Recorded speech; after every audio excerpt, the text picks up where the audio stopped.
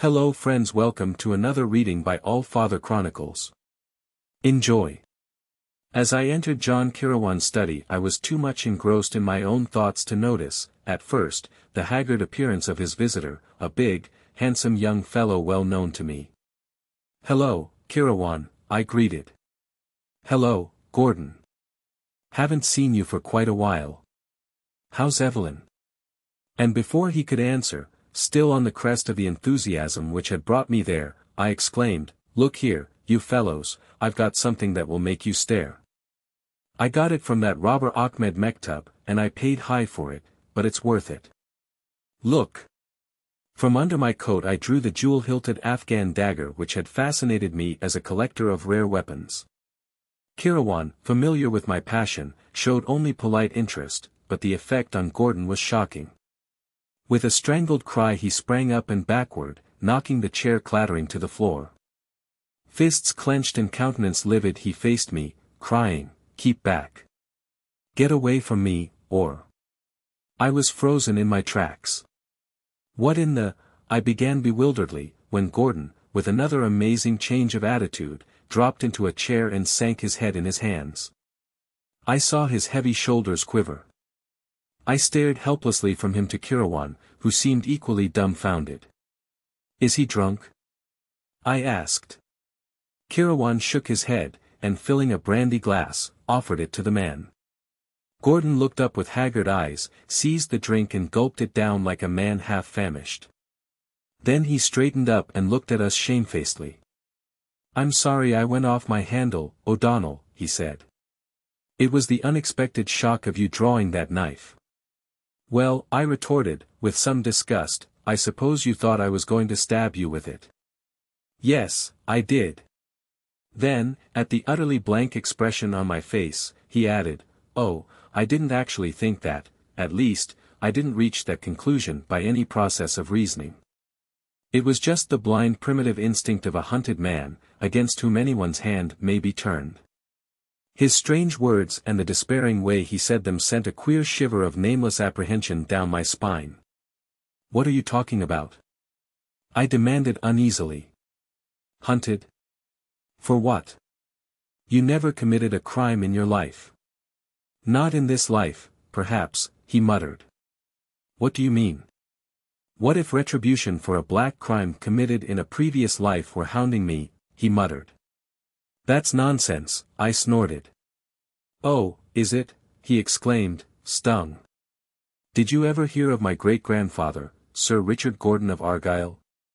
"Sure, but what's that got to do with—" "You've seen his portrait, doesn't it resemble me?" "Well, yes," I admitted, "except that your expression is frank and wholesome whereas his is crafty and cruel." "He murdered his wife," answered Gordon. "Suppose the theory of reincarnation were true? Why shouldn't a man suffer in one life for a crime committed in another?" "You mean you think you are the reincarnation of your great-grandfather? Of all the fantastic, well, since he killed his wife, I suppose you'll be expecting Evelyn to murder you." This last was delivered in searing sarcasm, as I thought of the sweet, gentle girl Gordon had married. His answer stunned me. "My wife," he said slowly, "has tried to kill me 3 times in the past week." There was no reply to that. I glanced helplessly at John Kirawan. He sat in his customary position, chin resting on his strong, slim hands. His white face was immobile, but his dark eyes gleamed with interest. In the silence, I heard a clock ticking like a death watch.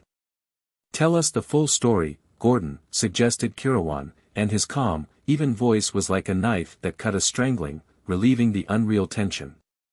"You know we've been married less than a year," Gordon began, plunging into the tale as though he were bursting for utterance. His words stumbled and tripped over one another. "All couples have spats, of course, but we've never had any real quarrels. Evelyn is the best-natured girl in the world. The first thing out of the ordinary occurred about a week ago. We had driven up in the mountains, left the car, and were wandering around picking wildflowers. At last we came to a steep slope, some 30 feet in height, and Evelyn called my attention to the flowers which grew thickly at the foot. I was looking over the edge and wondering if I could climb down without tearing my clothes to ribbons, when I felt a violent shove from behind that toppled me over. If it had been a sheer cliff, I'd have broken my neck. As it was, I went tumbling down, rolling and sliding, and brought up at the bottom scratched and bruised, with my garments in rags. I looked up and saw Evelyn staring down, apparently frightened half out of her wits. "Oh Jim," she cried. "Are you hurt? How came you to fall?" It was on the tip of my tongue to tell her that there was such a thing as carrying a joke too far, but these words checked me. I decided that she must have stumbled against me unintentionally, and actually didn't know it was she who precipitated me down the slope. So I laughed it off and went home. She made a great fuss over me, insisted on swabbing my scratches with iodine, and lectured me for my carelessness. I hadn't the heart to tell her it was her fault. But 4 days later, the next thing happened. I was walking along our driveway, when I saw her coming up it. In the automobile. I stepped out on the grass to let her by, as there isn't any curb along the driveway. She was smiling as she approached me, and slowed down the car, as if to speak to me. Then, just before she reached me, a most horrible change came over her expression. Without warning, the car leaped at me like a living thing as she drove her foot down on the accelerator. Only a frantic leap backward saved me from being ground under the wheels. The car shot across the lawn and crashed into a tree. I ran to it and found Evelyn dazed and hysterical, but unhurt. She babbled of losing control of the machine. I carried her into the house and sent for Dr. Donnelly. He found nothing seriously wrong with her, and attributed her dazed condition to fright and shock. Within half an hour she regained her normal senses, but she's refused to touch the wheel since. Strange to say, she seemed less frightened on her own account than on mine. She seemed vaguely to know that she'd nearly run me down, and grew hysterical again when she spoke of it. Yet she seemed to take it for granted that I knew the machine had got out of her control. But I distinctly saw her wrench the wheel around, and I know she deliberately tried to hit me. Why, God alone knows. Still I refused to let my mind follow the channel it was getting into. Evelyn had never given any evidence of any psychological weakness or nerves. She's always been a level-headed girl, wholesome and natural. But I began to think she was subject to crazy impulses. Most of us have felt the impulse to leap from tall buildings. And sometimes a person feels a blind, childish and utterly reasonless urge to harm someone. We pick up a pistol, and the thought suddenly enters our mind how easy it would be to send our friend, who sits smiling and unaware, into eternity with a touch of the trigger. Of course we don't do it, but the impulse is there. So I thought perhaps some lack of mental discipline made Evelyn susceptible to these unguided impulses, and unable to control them. Nonsense, I broke in. I've known her since she was a baby. If she has any such trait, she's developed it since she married you. It was an unfortunate remark. Gordon caught it up with a despairing gleam in his eyes. That's just it, since she married me. It's a curse, a black, ghastly curse, crawling like a serpent out of the past. I tell you, I was Richard Gordon and she was Lady Elizabeth, his murdered wife. His voice sank to a blood-freezing whisper. I shuddered. It is an awful thing to look upon the ruin of a keen, clean brain, and such I was certain that I surveyed in James Gordon. Why or how, or by what grisly chance it had come about I could not say, but I was certain the man was mad. You spoke of 3 attempts. It was John Kirawan's voice again, calm and stable amid the gathering webs of horror and unreality. Look here. Gordon lifted his arm, drew back the sleeve and displayed a bandage, the cryptic significance of which was intolerable. I came into the bathroom this morning looking for my razor, he said. I found Evelyn just on the point of using my best shaving implement for some feminine purpose, to cut out a pattern, or something. Like many women, she can't seem to realize the difference between a razor and a butcher knife or a pair of shears. I was a bit irritated, and I said, Evelyn, how many times have I told you not to use my razors for such things? Bring it here, I'll give you my pocket knife. "I'm sorry, Jim," she said. "I didn't know it would hurt the razor. Here it is." She was advancing, holding the open razor toward me. I reached for it, then something warned me. It was the same look in her eyes, just as I had seen it the day she nearly ran over me. That was all that saved my life, for I instinctively threw up my hand just as she slashed at my throat with all her power. The blade gashed my arm as you see, before I caught her wrist. For an instant she fought me like a wild thing, her slender body was taut as steel beneath my hands.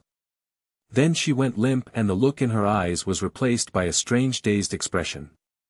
The razor slipped out of her fingers. I let go of her and she stood swaying as if about to faint. I went to the lavatory, my wound was bleeding in a beastly fashion, and the next thing I heard her cry out, and she was hovering over me. "Jim," she cried. "How did you cut yourself so terribly?" Gordon shook his head and sighed heavily. "I guess I was a bit out of my head." My self-control snapped. "Don't keep up this pretense, Evelyn," I said. "God knows what's got into you, but you know as well as I that you've tried to kill me 3 times in the past week." She recoiled as if I'd struck her, catching at her breast and staring at me as if at a ghost. She didn't say a word, and just what I said I don't remember. But when I finished I left her standing there white and still as a marble statue. I got my arm bandaged at a drugstore, and then came over here, not knowing what else to do. "Kirawan, O'Donnell, it's damnable. Either my wife is subject to fits of insanity," he choked on the word. "No, I can't believe it. Ordinarily, her eyes are too clear and level, too utterly sane. But every time she has an opportunity to harm me, she seems to become a temporary maniac." He beat his fists together in his impotence and agony. "But it isn't insanity. I used to work in a psychopathic ward, and I've seen every form of mental unbalance. My wife is not insane." "Then what?" I began, but he turned haggard eyes on me.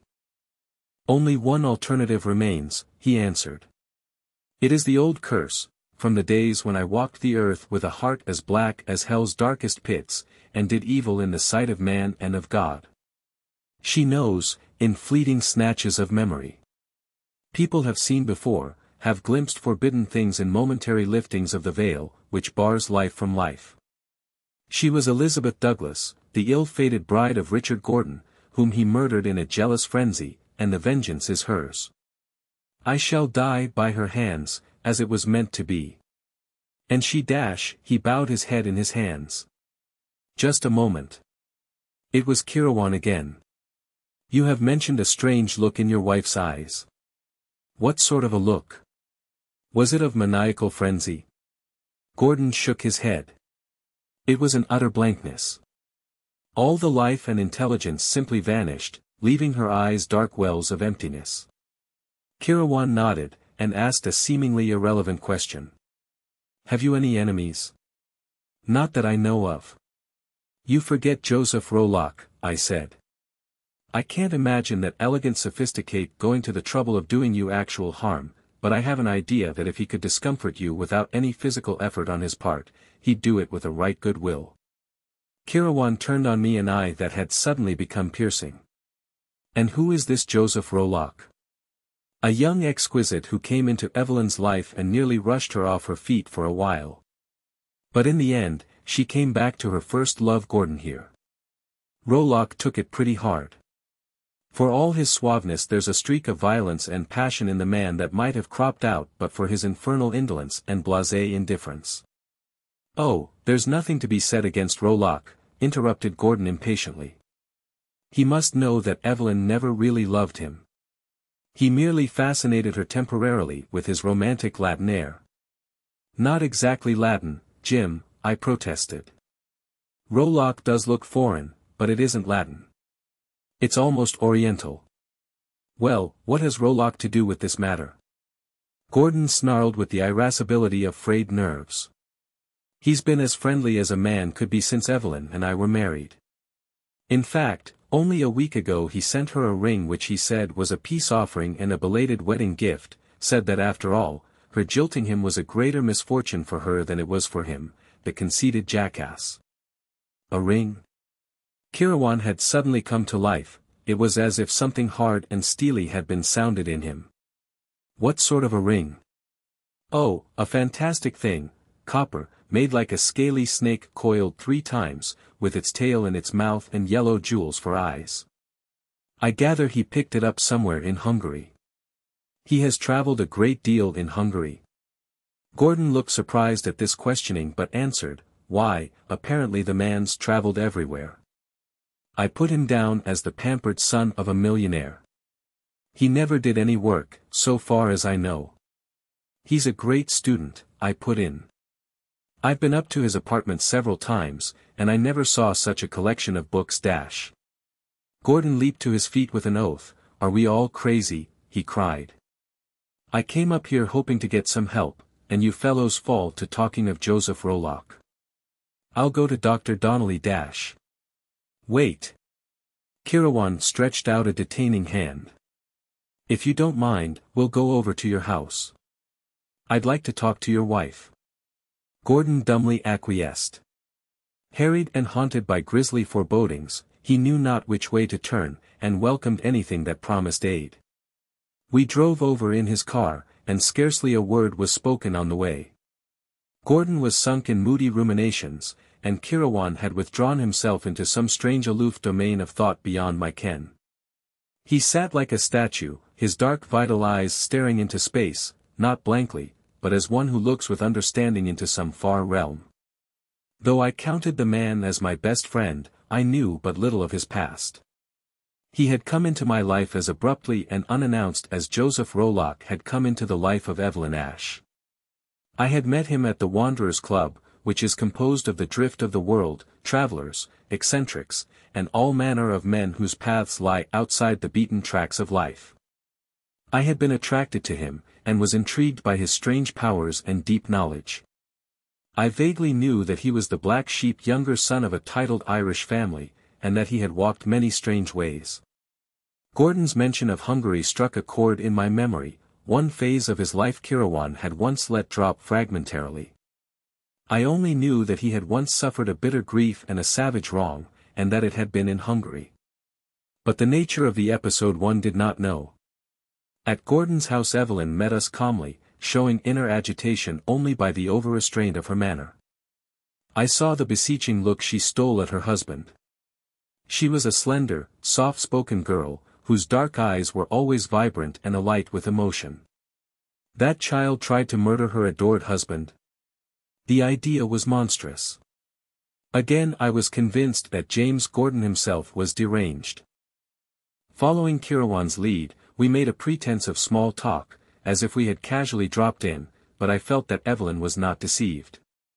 Our conversation rang false and hollow, and presently Kirawan said, "Mrs. Gordon, that is a remarkable ring you are wearing.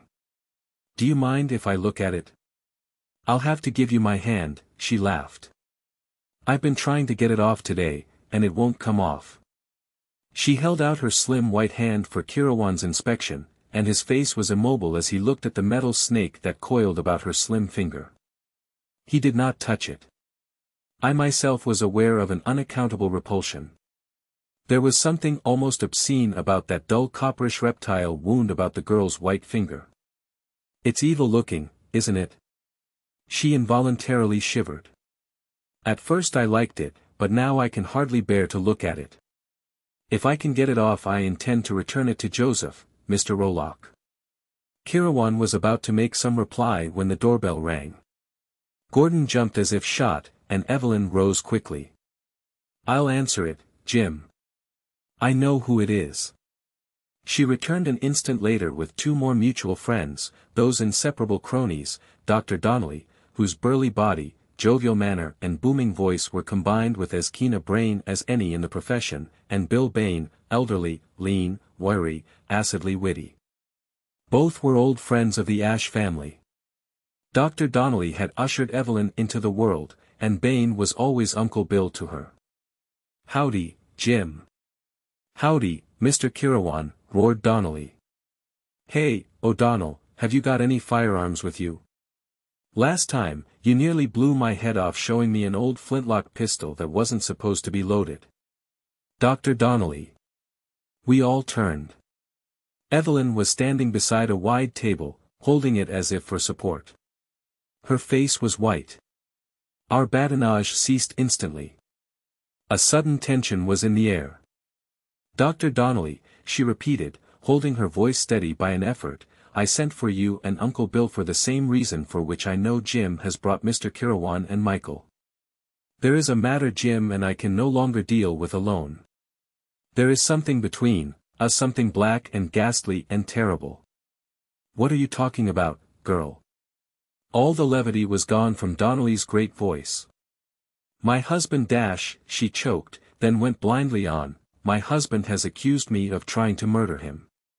The silence that fell was broken by Bain's sudden and energetic rise. His eyes blazed and his fists quivered. You young pup, he shouted at Gordon. I'll knock the living daylights Sit down, Bill. Donnelly's huge hand crushed his smaller companion back into his chair. No use goin' off half-cocked. Go ahead, honey. We need help. We cannot carry this thing alone. A shadow crossed her comely face. This morning Jim's arm was badly cut. He said I did it. I don't know. I was handing him the razor. Then I must have fainted. At least, everything faded away. When I came to myself he was washing his arm in the lavatory and he accused me of trying to kill him. Why, the young fool, barked the belligerent Bain. Hasn't he sense enough to know that if you did cut him, it was an accident? Shut up, won't you, snorted Donnelly. Honey, did you say you fainted? That isn't like you. I've been having fainting spells, she answered. The first time was when we were in the mountains and Jim fell down a cliff. We were standing on the edge, then everything went black, and when my sight cleared, he was rolling down the slope. She shuddered at the recollection. Then when I lost control of the car and it crashed into the tree. You remember, Jim called you over. Dr. Donnelly nodded his head ponderously. I don't remember you ever having fainting spells before. But Jim says I pushed him over the cliff, she cried hysterically. He says I tried to run him down in the car. He says I purposely slashed him with the razor. Dr. Donnelly turned perplexedly toward the wretched Gordon. How about it, son? God help me. Gordon burst out in agony. It's true. Why, you lying hound. It was Bain who gave tongue, leaping again to his feet. If you want a divorce, why don't you get it in a decent way, instead of resorting to these despicable tactics Damn you, roared Gordon, lunging up, and losing control of himself completely. If you say that I'll tear your jugular out. Evelyn screamed. Donnelly grabbed Bain ponderously and banged him back into his chair with no overly gentle touch, and Kirawan laid a hand lightly on Gordon's shoulder. The man seemed to crumple into himself. He sank back into his chair and held out his hands gropingly toward his wife. Evelyn, he said, his voice thick with laboring emotion, you know I love you. I feel like a dog. But God help me, it's true. If we go on this way, I'll be a dead man, and you. Don't say it, she screamed. I know you wouldn't lie to me, Jim. If you say I tried to kill you, I know I did. But I swear, Jim, I didn't do it consciously. Oh, I must be going mad. That's why my dreams have been so wild and terrifying lately Of what have you dreamed, Mrs. Gordon? Asked Kirawan gently. She pressed her hands to her temples and stared dully at him, as if only half comprehending. A black thing, she muttered. A horrible faceless black thing that mows and mumbles and paws over me with apish hands. I dream of it every night. And in the daytime, I try to kill the only man I ever loved. I'm going mad. Maybe I'm already crazy and don't know it. Calm yourself, honey. To Dr. Donnelly, with all his science, it was only another case of feminine hysteria. His matter-of-fact voice seemed to soothe her, and she sighed and drew a weary hand through her damp locks. "We'll talk this all over, and everything's going to be okay," he said, drawing a thick cigar from his vest pocket. "Gimme a match, honey." She began mechanically to feel about the table, and just as mechanically Gordon said, "There are matches in the drawer, Evelyn." She opened the drawer and began groping in it, when suddenly, as if struck by recollection and intuition, Gordon sprang up, white-faced, and shouted, "No, no. Don't open that drawer, don't." Even as he voiced that urgent cry, she stiffened, as if at the feel of something in the drawer. Her change of expression held us all frozen, even Kirawan. The vital intelligence vanished from her eyes like a blown-out flame, and into them came the look Gordon had described as blank. The term was descriptive. Her beautiful eyes were dark wells of emptiness, as if the soul had been withdrawn from behind them. Her hand came out of the drawer holding a pistol, and she fired point-blank. Gordon reeled with a groan and went down, blood starting from his head. For a flashing instant, she looked down stupidly at the smoking gun in her hand, like one suddenly waking from a nightmare. Then her wild scream of agony smote our ears. "Oh God, I've killed him. Jim! Jim!" She reached him before any of us, throwing herself on her knees and cradling his bloody head in her arms, while she sobbed in an unbearable passion of horror and anguish. The emptiness was gone from her eyes, they were alive and dilated with grief and terror. I was making toward my prostrate friend with Donnelly and Bain, but Kirawan caught my arm. His face was no longer immobile, his eyes glittered with a controlled savagery. "Leave him to them," he snarled. "We are hunters, not healers. Lead me to the house of Joseph Rolock."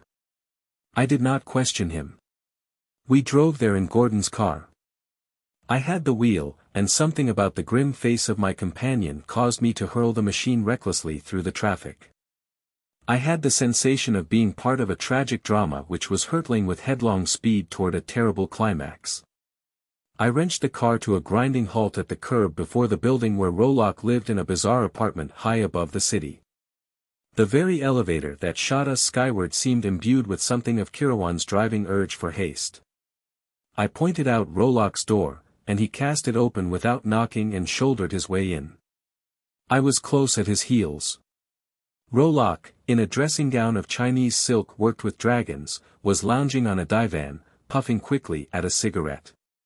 He sat up, overturning a wineglass which stood with a half-filled bottle at his elbow. Before Kirawan could speak, I burst out with our news. "James Gordon has been shot." He sprang to his feet. "Shot? When? When did she kill him?" "She?" I glared in bewilderment. "How did you know Dash?" With a steely hand Kirawan thrust me aside, and as the men faced each other, I saw recognition flare up in Rolock's face. They made a strong contrast, Kirawan, tall, pale with some white-hot passion, Rolock, slim, darkly handsome, with the Saracenic arch of his slim brows above his black eyes. I realized that whatever else occurred, it lay between those two men. They were not strangers, I could sense like a tangible thing the hate that lay between them. "John Kirawan," softly whispered Rolock. "You remember me, Joseph Rolock." Only an iron control kept Kirawan's voice steady. The other merely stared at him without speaking. "Years ago," said Kirawan more deliberately, "when we delved in the dark mysteries together in Budapest, I saw whither you were drifting. I drew back, I would not descend to the foul depths of forbidden occultism and diabolism to which you sank. And because I would not, you despised me, and you robbed me of the only woman I ever loved, you turned her against me by means of your vile arts, and then you degraded and debauched her, sank her into your own foul slime. I had killed you with my hands then, Joseph Rolock, vampire by nature as well as by name that you are, but your arts protected you from physical vengeance. But you have trapped yourself at last." Kirawan's voice rose in fierce exultation. All his cultured restraint had been swept away from him, leaving a primitive, elemental man, raging and gloating over a hated foe. "You sought the destruction of James Gordon and his wife, because she unwittingly escaped your snare. You. Rollock shrugged his shoulders and laughed. You are mad. I have not seen the Gordons for weeks. Why blame me for their family troubles? Kirawan snarled. Liar as always. What did you say just now when O'Donnell told you Gordon had been shot? When did she kill him? You were expecting to hear that the girl had killed her husband. Your psychic powers had told you that a climax was close at hand. You were nervously awaiting news of the success of your devilish scheme. But I did not need a slip of your tongue to recognize your handiwork. I knew as soon as I saw the ring on Evelyn Gordon's finger, the ring she could not remove, the ancient and accursed ring of Thothamon, handed down by foul cults of sorcerers since the days of forgotten Stygia. I knew that ring was yours, and I knew by what ghastly rights you came to possess it. And I knew its power. Once she put it on her finger, in her innocence and ignorance, she was in your power.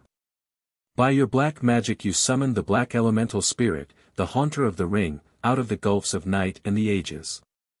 Here in your accursed chamber you performed unspeakable rituals to drive Evelyn Gordon's soul from her body, and to cause that body to be possessed by that godless sprite from outside the human universe. She was too clean and wholesome, her love for her husband too strong, for the fiend to gain complete and permanent possession of her body. Only for brief instants could it drive her own spirit into the void and animate her form. But that was enough for your purpose. But you have brought ruin upon yourself by your vengeance. Kirawan's voice rose to a feline screech. What was the price demanded by the fiend you drew from the pits? Ha, you blench! Joseph Rollock is not the only man to have learned forbidden secrets. After I left Hungary, a broken man, I took up again the study of the black arts, to trap you, you cringing serpent.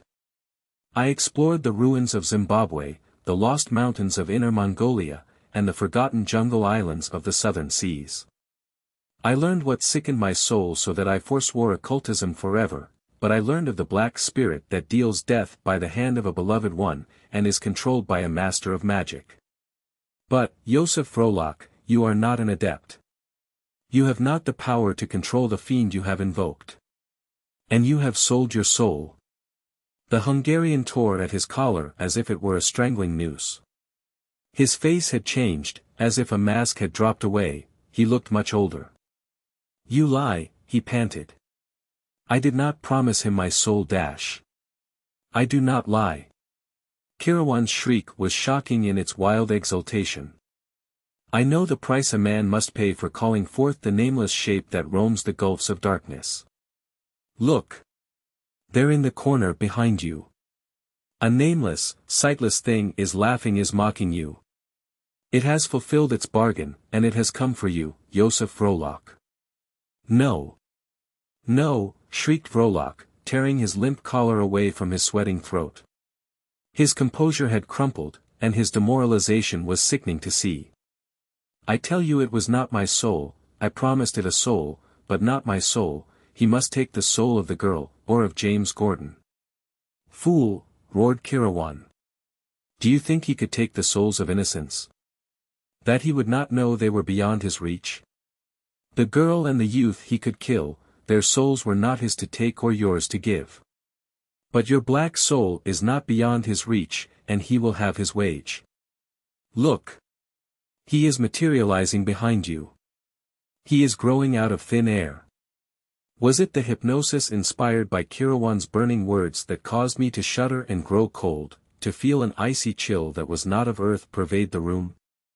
Was it a trick of light and shadow that seemed to produce the effect of a black anthropomorphic shadow on the wall behind the Hungarian? No, by heaven! It grew, it swelled. Rollock had not turned. He stared at Kirawan with eyes starting from his head, hair standing stiffly on his scalp, sweat dripping from his livid face. Kirawan's cry started shudders down my spine.